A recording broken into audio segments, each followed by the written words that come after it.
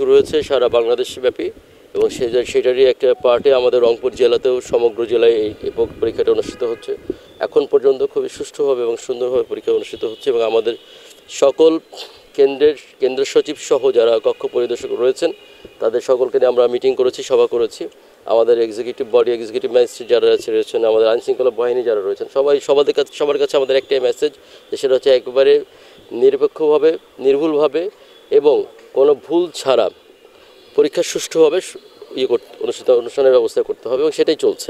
এখন পর্যন্ত আমাদের কোনো জায়গা থেকে কোনো ধরনের কোনো নেগেটিভ বা খারাপ কোনো খবর আসেনি, ইনশাল্লাহ আসবেও না। আমরা খুব সুষ্ঠুভাবে সুন্দরভাবে পরীক্ষা অনুষ্ঠান করতে পারবো এই আশাবাদ ব্যক্ত করছি।